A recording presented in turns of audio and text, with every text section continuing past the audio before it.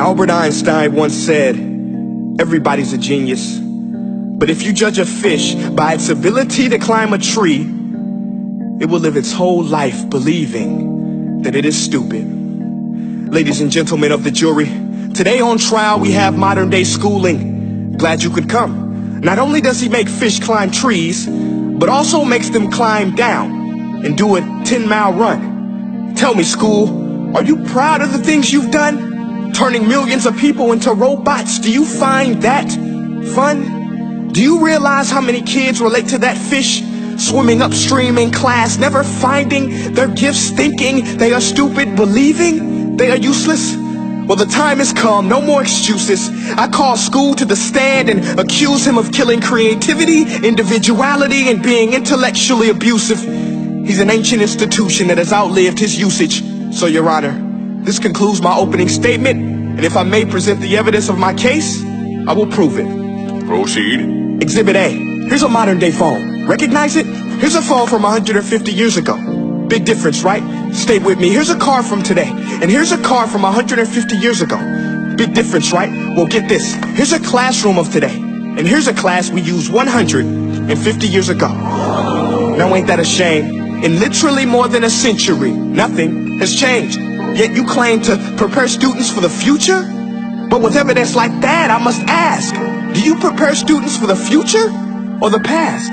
I did a background check on you and let the record show that you were made to train people to work in factories, which explains why you put students in straight rows, nice and neat, tell them sit still, raise your hand if you want to speak, give them a short break to eat, and for 8 hours a day tell them what to think.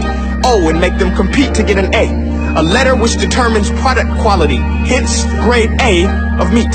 I get it. Back then, times were different. We all have a past. I myself am no Gandhi. But today, we don't need to make robot zombies. The world has progressed. And now we need people who think creatively, innovatively, critically, independently, with the ability to connect. See, every scientist will tell you that no two brains are the same. And every parent with 2 or more children will confirm that claim.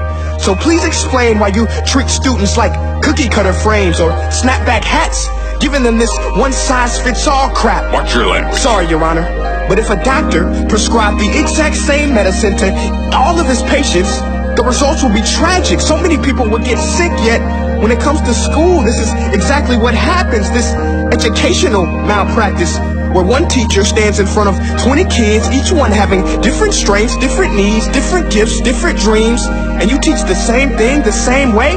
That's horrific. Ladies and gentlemen, the defendant should not be acquitted. This may be one of the worst criminal offenses ever to be committed. And let's mention the way you treat your employees. Objection. Overruled. I want to hear this. It's a shame. I mean, teachers have the most important job on the planet, yet they're underpaid? No wonder so many students are short-changed. Let's be honest. Teachers should earn just as much as doctors, because a doctor can do heart surgery and save the life of a kid, but a great teacher can reach the heart of that kid and allow him to truly live. See, teachers are heroes that often get blamed, but they're not the problem. They work in a system without many options or rights. Curriculums are created by policymakers, most of which have never taught a day in their life. Just obsessed with standardized tests. They think bubbling in a multiple choice question will determine success. That's outlandish. In fact, these tests are too cruel to be used and should be abandoned, but don't take my word for it. Take Frederick J. Kelly, the man who invented standardized testing, who said, and I quote, "These tests are too cruel to be used and should be abandoned." Ladies and gentlemen of the jury, if we continue down this road, the results will be lethal.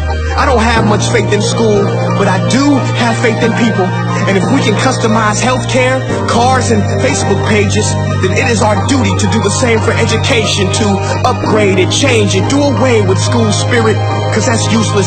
Unless we're working to bring the spirit out of each and every student, give every gift an equal chance. I know this sounds like a dream, but countries like Finland are doing impressive things.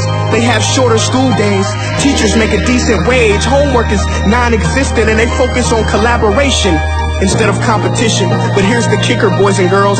Their educational system outperforms every other country in the world. Other places like Singapore are succeeding rapidly. Schools like Montessori, programs like Khan Academy, there is no single solution. But let's get moving, because while students may be 20% of our population, they are 100% of our future. So let's attend to their dreams, and there's no telling what we can achieve.